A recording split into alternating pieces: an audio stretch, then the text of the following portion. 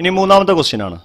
Define angular momentum and torque of an object in rotational motion and write the relation between angular momentum and torque.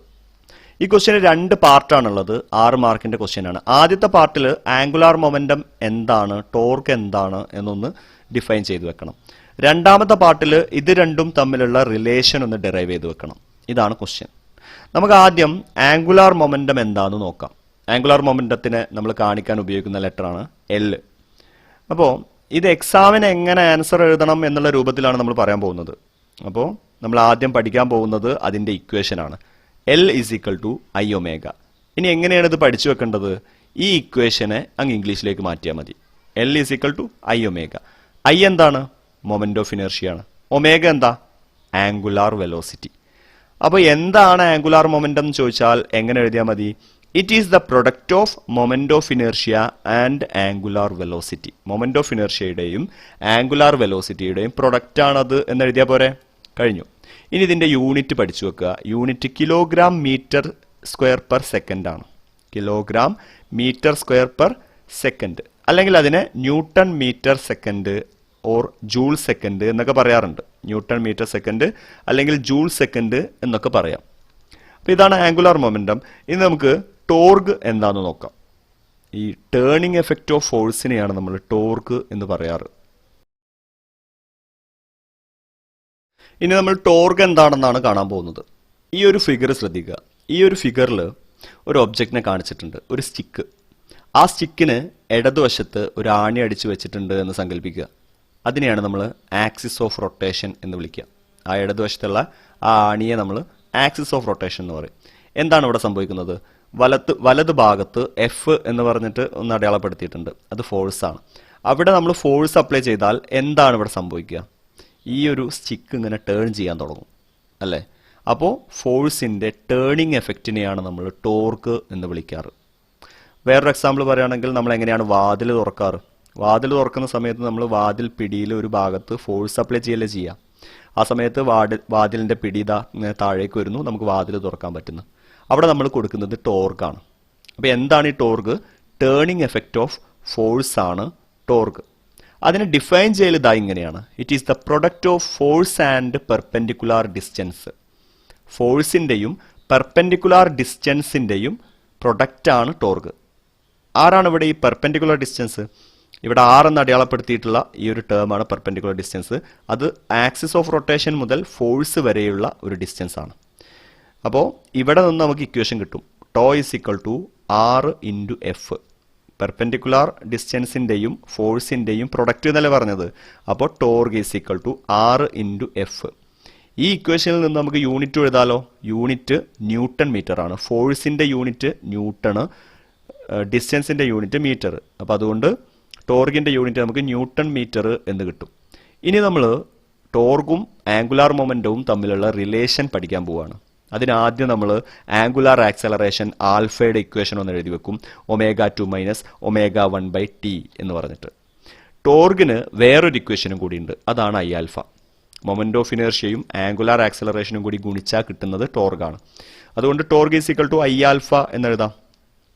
ഇനി നമുക്ക് alpha എന്നുള്ളതിന് പകരം നമ്മൾ നേരത്തെ എഴുതി വെച്ച സാധനം കൊണ്ട് കൊടുക്കാം. Tau is equal to I into alpha എന്നുള്ളതിന് പകരം എന്തെഴുതും? ω2 മൈനസ് ω1/t എന്നെഴുതാലോ. ഇനി നമ്മൾ ചെയ്യേണ്ടത് ഈ ഐ എന്ന ടേമിനെ ഉള്ളിലേക്ക് മൾട്ടിപ്ലൈ ചെയ്യാണ്. ബ്രാക്കറ്റിൻ്റെ ഉള്ളിലേക്ക് മൾട്ടിപ്ലൈ ചെയ്യാണ്. ഐ ഇൻറ്റു ω2, ഇത് I into ω2 minus I into ω1, അതാണ് ഐ ഇൻറ്റു ω1/t. അതാണ് ഇവിടെ താഴെ ഉണ്ടാവുക. ഇനി എന്താണ് ഇത് കിട്ടുക? I⍵2 I⍵1. ആരാണ് I⍵? അത് നമ്മൾ കുറച്ച് നേരത്തെ കണ്ടു. അത് ആംഗുലാർ മൊമെന്റം ആണ്. അപ്പോൾ I⍵2 എന്ന് പറഞ്ഞാൽ ആരായിരിക്കും? അത് L2 ആയിരിക്കും. എന്തായിരിക്കും L2 എന്ന് പറഞ്ഞാൽ? Final angular momentum. I⍵1 എന്തായിരിക്കും? അത് L1 ആയിരിക്കും. എന്തായിരിക്കും L1? ഇനീഷ്യൽ ആംഗുലാർ മൊമെന്റം ആയിരിക്കും. അപ്പോൾ tau is equal to L2 minus L1/t എന്ന് നമുക്ക് എഴുതാലോ. L2 മൈനസ് L1/t ആണ് ടോ.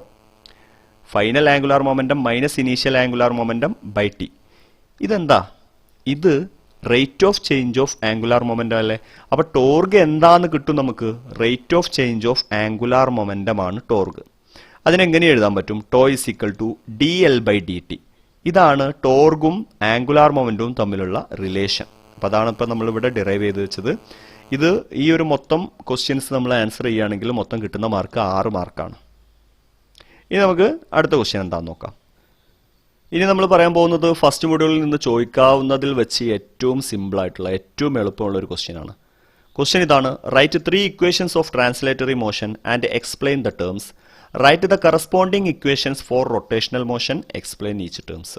2 പാർട്ടായിട്ടാണ് ക്വസ്റ്റ്യൻ എടുക്കുന്നത്. 6 മാർക്ക് ഉണ്ട്. എന്താണ് ഈ ക്വസ്റ്റ്യനിൽ പറയുന്നത്? ഇക്വേഷൻസ് ഓഫ് ട്രാൻസ്ലേറ്ററി മോഷൻ, അതായത് ഇക്വേഷൻസ് ഓഫ് മോഷൻ. നമ്മൾ ഒന്നാമത്തെ സെമസ്റ്ററിൽ പഠിച്ചിട്ടുള്ളത് തന്നെയാണ്.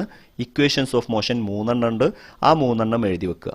എന്നിട്ട് അതിലുള്ള ഓരോ ടേമും എന്താണ് എന്നുള്ളത് കൂടി എന്ന് എഴുതി വെക്കുക. അത്രയേ ഉള്ളൂ. ഇത് എന്താണ് ആദ്യത്തെ equation? V is equal to U plus A T ആണ് ആദ്യത്തെ ഇക്വേഷൻ. രണ്ടാമത്തത് S is equal to U T plus half A T square. 3 V square is equal to U square plus 2as. ഈ ഓരോ ടേമും എന്താ നമുക്ക് അറിയുന്നതാണ്. വി ഫൈനൽ വെലോസിറ്റി ആണ്, U initial velocity, A acceleration ആണ്, ടി ടൈം ആണ്, എസ് എന്നത് ഡിസ്പ്ലേസ്മെന്റ് ആണ്. ഇത്രയും ടേംസ് എന്താ എന്നുള്ളത് കൂടി ഒന്ന് എഴുതി വെച്ച് കഴിഞ്ഞാൽ ആദ്യത്തെ പാർട്ട് തീർന്നു. ഇനി ഇതിന് കറസ്പോണ്ടിങ് ആയ റൊട്ടേഷണൽ മോഷനിലുള്ള ഇക്വേഷൻസ് എഴുതുകയാണ് നമുക്ക് വേണ്ടത്. അപ്പോൾ ആദ്യത്തെ ഇക്വേഷൻ നോക്കാം. ആദ്യത്തെ ഇക്വേഷന് കറസ്പോണ്ടിങ് ആയ ഇക്വേഷൻ നമ്മൾ എഴുതുമ്പോൾ വിക്ക് പകരം ω2 ആണ് എഴുതുന്നത്, യുക്ക് പകരം ω1 ആണ്, എക്ക് ആൽഫ ടി ടി എൻ. അപ്പോൾ എന്താണിത്? ω2 is equal to ω1 plus alpha T. ആരാണ് ω2? ω2 എന്ന് പറയുന്നത് ഫൈനൽ ആംഗുലാർ വെലോസിറ്റിയും ω1 ഇനീഷ്യൽ ആംഗുലാർ വെലോസിറ്റിയും ആൽഫ ആംഗുലാർ ആക്സലറേഷനുമാണ് നമുക്കറിയാം. ഇനി രണ്ടാമത്തെ ടേം നോക്കൂ. രണ്ടാമത്തെ ടേമിൽ എസ് എന്നുള്ളതിന് പകരം നമ്മൾ എന്താ ഇവിടെ എഴുതുന്നത്? തീറ്റയാണ്. തീറ്റ എന്ന് പറഞ്ഞാൽ ആംഗുലാർ ഡിസ്പ്ലേസ്മെന്റ് ആണ്. എസ് വെറും ഡിസ്പ്ലേസ്മെന്റ് ആണ്, തീറ്റ ആംഗുലാർ ഡിസ്പ്ലേസ്മെന്റ് ആണ്. അപ്പോൾ theta is equal to ω1 T plus half alpha T square എന്നാണ് വരിക. ഇനി മൂന്നാമത്തെ ഇക്വേഷൻ എന്താ ഇങ്ങനെയായി മാറും: ω2 square is equal to ω1 square plus 2 alpha theta. അപ്പോൾ ഇത് ഓരോന്നും എന്താണ് ടേംസ് മീൻ ചെയ്യുന്നത് എന്നുള്ളത് കൂടി എഴുതി വെച്ച് കഴിഞ്ഞാൽ ഇതിൻ്റെ ആൻസറായി. എന്തെളുപ്പമാണെന്ന് നോക്കിയാൽ ഈ ഒരു ക്വസ്റ്റ്യൻ 6 മാർക്കിനാണ് ചോദിച്ചിട്ടുള്ളത്. ഇത് ഒരു വട്ടം കൂടി വരികയാണെന്നുണ്ടെങ്കിൽ, അത് റിപ്പീറ്റ് ചെയ്ത് ചോദിക്കുകയാണെന്നുണ്ടെങ്കിൽ വളരെ എളുപ്പത്തിൽ നമുക്കത് ആൻസർ ചെയ്യാൻ പറ്റും. നമുക്ക് അടുത്ത ക്വസ്റ്റ്യൻ നോക്കാം. ഇനി നമ്മൾ 5ാമത്തെ ക്വസ്റ്റ്യൻ ആണ് നോക്കുന്നത്. Explain the idea of centripetal force with 1 example. Centripetal force എന്താ എന്നൊന്ന് എക്സ്പ്ലെയിൻ ചെയ്യുക. അതിനൊരു എക്സാമ്പിൾ എഴുതി വെക്കുക. ഒരു ചെറിയ ക്വസ്റ്റ്യൻ ആണ്, 3 മാർക്കിൻ്റെ. എന്താണ് സെൻട്രിപെറ്റൽ ഫോഴ്സ് എന്ന് നമുക്ക് നോക്കാം. സർക്കുലാർ മോഷനാണ് നമ്മൾ പറഞ്ഞുകൊണ്ടിരിക്കുന്നത്. സർക്കുലാർ മോഷൻ എന്ന് പറഞ്ഞാൽ ഒരു ഒബ്ജക്റ്റ് സർക്കുലാർ പാത്തിലൂടെ എങ്ങനെ മൂവ് ചെയ്തുകൊണ്ടിരിക്കുന്ന കേസാണ്. ഏതൊരു ഒബ്ജക്റ്റും ഒരു സർക്കുലാർ പാത്തിലൂടെ മൂവ് ചെയ്യണമെങ്കിൽ അതിന് ഒരു ഫോഴ്സ് കിട്ടിയിട്ടുണ്ടാവണം. അതിൻ്റെ മേലെ ഒരു ഫോഴ്സ് എക്സ്പീരിയൻസ് ചെയ്യുന്നുണ്ടാവും. ആ ഫോഴ്സിനെയാണ് സെൻട്രിപെറ്റൽ ഫോഴ്സ് എന്ന് വിളിക്കുന്നത്. അപ്പോൾ നമ്മൾ ഡിഫൈൻ ചെയ്യുമ്പോൾ ഇങ്ങനെയാണ് ഡിഫൈൻ ചെയ്യുക: the force required to move a particle in a circular path. ഒരു പാർട്ടിക്കിളിനെ, ഒരു ഒബ്ജക്റ്റിനെ സർക്കുലാർ പാത്തിലൂടെ മൂവ് ചെയ്യിക്കാൻ ആവശ്യമായ ഫോഴ്സ്, അതാണ് സെൻട്രിപെറ്റൽ ഫോഴ്സ്. ഇനി ഇത് സെന്ററിലേക്കാണ് ആക്ട് ചെയ്യുക. ആ സർക്കുലാർ പാത്തിൻ്റെ സെന്ററിലേക്ക്, റേഡിയസിലൂടെ അതിൻ്റെ സെന്ററിലേക്കാണ് ഇത് ആക്ട് ചെയ്യുക. അതാണ് എഴുതിയിട്ടുള്ളത്. It also acts towards the centre. സെന്ററിലേക്കാണ് അത് ആക്ട് ചെയ്യുന്നത്. ഇനി നമ്മൾ സെൻട്രിപെറ്റൽ ഫോഴ്സിന് ഒരു ഇക്വേഷൻ എഴുതാൻ പോവുകയാണ്. അതിൻ്റെ ഡെറിവേഷൻ നമുക്ക് ആവശ്യമില്ല, നമ്മൾ ഇക്വേഷൻ മാത്രമേ എഴുതുന്നുള്ളൂ. എം മാസ് ഓഫ് ദ പാർട്ടിക്കിളും r radius of the circular പാത്തും ആണെങ്കിൽ ഇതാണ് സെൻട്രിപെറ്റൽ ഫോഴ്സിൻ്റെ equation. F C is equal to M V square by R. അതിൻ്റെ യൂണിറ്റ് ന്യൂട്ടൺ തന്നെയാവും, ഒരു ഫോഴ്സാണത്. അതുകൊണ്ട് F C is equal to M V square by R. അതിനെ വേറൊരു രൂപത്തിലും എഴുതുന്നുണ്ട്, എം ഒമേഗ സ്ക്വയർ ആർ. അത് വിക്ക് പകരം നമ്മൾ ആർ ഒമേഗ ഒക്കെ കൊടുത്തിട്ട് ചെയ്യുമ്പോൾ കിട്ടുന്നതാണ് F C is equal to M omega square R. ഇത്രയാണ് സെൻട്രിപെറ്റൽ ഫോഴ്സ് എന്താണ് എന്നുള്ളത്. ഇനി നമുക്ക് ക്വസ്റ്റ്യൻ്റെ രണ്ടാമത്തെ പാർട്ട് നോക്കാം. അതിൻ്റെ എക്സാമ്പിൾസ് വേണം. സെൻട്രിപെറ്റൽ ഫോഴ്സിൻ്റെ 3 എക്സാമ്പിൾസ് നമ്മളിപ്പോൾ ഇവിടെ പഠിക്കുന്നുണ്ട്. ഏതെങ്കിലും ഒന്നേ ഇവിടെ ക്വസ്റ്റ്യനിൽ നമുക്ക് എഴുതേണ്ടതായിട്ട് ചോദിച്ചിട്ടുള്ളൂ. ഒന്നാമത്തത്, ഒരു സ്റ്റോണിനെ നമ്മളൊരു സ്ട്രിങ്ങിൽ അറ്റാച്ച് ചെയ്തിട്ട് ഇങ്ങനെ റൊട്ടേറ്റ് ചെയ്യുകയാണെങ്കിൽ ആരാണ് അവിടെ സെൻട്രിപെറ്റൽ ഫോഴ്സ് കൊടുക്കുന്നത്? നമ്മളാണ് സെൻട്രിപെറ്റൽ ഫോഴ്സ് കൊടുക്കുന്നത്. അതെങ്ങനെയാണ് ആക്ട് ചെയ്യുന്നത്? ആ സ്ട്രിങ്ങിലൂടെ നമ്മൾ ആ പിടിച്ചിട്ടുള്ള നമ്മുടെ കയ്യിലേക്കാണ് ആ സെൻട്രിപെറ്റൽ ഫോഴ്സ് ആക്ട് ചെയ്യുന്നുണ്ടാവുക. ഓക്കെ. ഇനി രണ്ടാമത്തത്, in the case of planetary motion gravitational attraction provides centripetal force. Centripetal force കൊടുക്കുന്നത് പ്ലാനറ്ററി മോഷനിൽ, അതായത് സണ്ണിന് ചുറ്റും നമ്മൾ പ്ലാനറ്റ്സ് അങ്ങനെ കറങ്ങിക്കൊണ്ടിരിക്കുന്നുണ്ട്. അപ്പോൾ പ്ലാനറ്റ്സിന് കറങ്ങാൻ ആവശ്യമായ ആ സെൻട്രിപിറ്റൽ ഫോഴ്സ് എവിടെ നിന്നാണ് കിട്ടുന്നത്? സണ്ണിൻ്റെ ഗ്രാവിറ്റേഷണൽ ഫോഴ്സ് ആണത്. അപ്പോൾ അവിടെ ഗ്രാവിറ്റേഷണൽ ഫോഴ്സ് ആണ് സെൻട്രിപിറ്റൽ ഫോഴ്സ് കൊടുക്കുന്നത് എന്ന് നമ്മൾ മനസ്സിലാക്കണം. അതുപോലെ തന്നെ ആറ്റത്തിൻ്റെ ഉള്ളിലെ ന്യൂക്ലിയസിൻ്റെയും അതിന് ചുറ്റും കറങ്ങുന്ന ഇലക്ട്രോണുകളുടെയും കാര്യത്തിലും അങ്ങനെ തന്നെ. അവിടെ ഇലക്ട്രോണും ന്യൂക്ലിയസും തമ്മിലുള്ള ഒരു അട്രാക്ഷണൽ ഫോഴ്സ് ഉണ്ടല്ലോ, ആ അട്രാക്ഷണൽ ഫോഴ്സ് ആണ് അവിടെ സെൻട്രിപിറ്റൽ ഫോഴ്സ് കൊടുക്കുന്നത്. അപ്പോൾ ഇങ്ങനെ നമ്മൾ എഴുതും: in the case of motion of electrons around A nucleus, attraction between nucleus and electrons supplies centripetal force. അപ്പോൾ ഇത് മൂന്ന് എക്സാമ്പിൾസ് നമ്മൾ പഠിച്ചിട്ടുണ്ട്. അതിൽ ഏതെങ്കിലും ഒരു എക്സാമ്പിൾ എഴുതി വെച്ചാൽ മതിയായിരുന്നു. 6th ക്വസ്റ്റ്യൻ നോക്കൂ. Derive an expression for the moment of inertia of a disc about a diameter and about a tangent. 6 മാർക്കിൻ്റെ ക്വസ്റ്റ്യൻ. ഒരു ഡിസ്കിൻ്റെ മൊമെന്റ് ഓഫ് ഇനർഷ്യ കണ്ടെത്തുക. അതിൻ്റെ ഡയമീറ്ററിനെ ബേസ് ചെയ്തിട്ടും അതിൻ്റെ ടാൻജൻറ്റിനെ ബേസ് ചെയ്തിട്ടും. അപ്പോൾ 2 രീതിയിൽ മൊമെന്റ് ഓഫ് ഇനർഷ്യ കണ്ടെത്താനാണ് ക്വസ്റ്റ്യൻ. അപ്പോൾ ഇതിനു മുമ്പ് ഒരു ഡിസ്കിൻ്റെ സെൻറ്ററിലൂടെ ഒരു ആക്സിസ് കടന്നു പോകുന്നുണ്ടെങ്കിൽ ആ ആക്സിസിനെ ബേസ് ചെയ്തിട്ടുള്ള മൊമെന്റ് ഓഫ് ഇനർഷ്യ കണ്ടെത്താൻ നമ്മളൊരു ഡെറിവേഷൻ പഠിച്ചിട്ടുണ്ട്. ഇതിൽ ഏറ്റവും ഇമ്പോർട്ടൻ്റ് ആയിട്ടുള്ളൊരു ഡെറിവേഷനാണത്. എല്ലാ ക്വസ്റ്റ്യൻ പേപ്പറിലും അത് ചോദിച്ചിട്ടുണ്ട്. അത് ഞാൻ വേറൊരു വീഡിയോ ആയിട്ട് ചെയ്തിട്ടുണ്ട്. അത് നമ്മുടെ ചാനലിൽ അവൈലബിൾ ആണ്. അപ്പോൾ അത് കാണണം. അതിൽ നിന്ന് എങ്ങനെയാണ് ഒരു ഡിസ്കിൻ്റെ സെൻറ്ററിലൂടെ കടന്നു പോകുന്ന ഒരു ആക്സിസിനെ ബേസ് ചെയ്തിട്ട് മൊമെന്റ് ഓഫ് ഇനർഷ്യ കണ്ടെത്തുക എന്നുള്ളത് അതിൽ നിന്ന് പഠിക്കണം. ഇവിടെ നമ്മൾ ആദ്യം ഡയമീറ്ററിനെ ബേസ് ചെയ്ത് എങ്ങനെയാണ് മൊമെന്റ് ഓഫ് ഇനർഷ്യ കണ്ടെത്തുക എന്നാണ് പറയുന്നത്. Moment of inertia of a disc about a diameter. അപ്പോൾ അതിന് വേണ്ടിയിട്ട് നമ്മൾ ആദ്യം ഒരു ഡിസ്കിൻ്റെ പിക്ചർ വരച്ചു. എന്നിട്ട് അതിന് 2 പെർപെൻഡിക്കുലാർ ആക്സിസുകൾ വരച്ചു വെച്ചു. X dash Y dash. ഇത് രണ്ടും അതിൻ്റെ 2 ഡയമീറ്ററുകളാണ്. മ്യൂച്വലി പെർപെൻഡിക്കുലർ ആയിട്ടുള്ള 2 ഡയമീറ്ററുകളാണ് അതിൻ്റെ. നമ്മുടെ കയ്യിലുള്ള ഒരു ഐഡിയ ഇതാണ്: ഡയമീറ്ററിനെ ബേസ് ചെയ്ത്, അതായത് എക്സിനെ ബേസ് ചെയ്ത് മൊമെന്റ് ഓഫ് ഇനർഷ്യ കണ്ടാലും വൈനെ ബേസ് ചെയ്ത് മൊമെന്റ് ഓഫ് ഇനർഷ്യ കണ്ടാലും അത് സെയിം ആയിരിക്കും. അതാണ് ആ എഴുതിയിട്ടുള്ളത്. Moment of inertia about X dash is equal to moment of inertia about Y dash. അതിനെ 2നെയും ഐ എന്നാണ് എടുത്തിട്ടുള്ളത്. മൊമെന്റ് ഓഫ് ഇനർഷ്യ അതാണ് നമുക്ക് കാണേണ്ടത്. ഇനി പെർപെൻഡിക്കുലർ ആക്സിസ് തിയറം നമ്മൾ പഠിച്ചതാണ്. എന്താണ് പെർപെൻഡിക്കുലർ ആക്സിസ് തിയറം? Z ആക്സിസിനെ ബേസ് ചെയ്തിട്ടുള്ള മൊമെന്റ് ഓഫ് ഇനർഷ്യ കിട്ടാൻ എന്താണ് ചെയ്യേണ്ടത്? എക്സ് ആക്സിസിനെ ബേസ് ചെയ്തിട്ടുള്ള moment of inertia plus Y ആക്സിസിനെ ബേസ് ചെയ്തിട്ടുള്ള മൊമെന്റ് ഓഫ് ഇനർഷ്യ അല്ലേ? അപ്പോൾ നമുക്ക് എന്ത് ചെയ്യാം? ഇതേപോലെ എഴുതാം. എക്സിൻ്റെത് ഐ ആണ്, വൈൻ്റെത് ഐ ആണ്. അപ്പോൾ I plus I is equal to സെഡിൻ്റെത് mr²/2 ആണ്. അതെവിടെ നിന്ന് കിട്ടി? കിട്ടിയത്? അത് ഞാൻ നേരത്തെ പറഞ്ഞ ആ ഡെറിവേഷനിൽ നിന്നാണ് കിട്ടുക. സെൻറ്ററിലൂടെ പോകുന്ന ഒരു ആക്സിസിനെ ബേസ് ചെയ്തിട്ടുള്ള മൊമെന്റ് ഓഫ് ഇനർഷ്യാണ് mr²/2. അത് വേറൊരു ഡെറിവേഷനാണ്, നിർബന്ധമായിട്ട് അത് പഠിച്ചു പോകേണ്ടതാണ്. ഇവിടെ ഇത് എന്ത് വരും?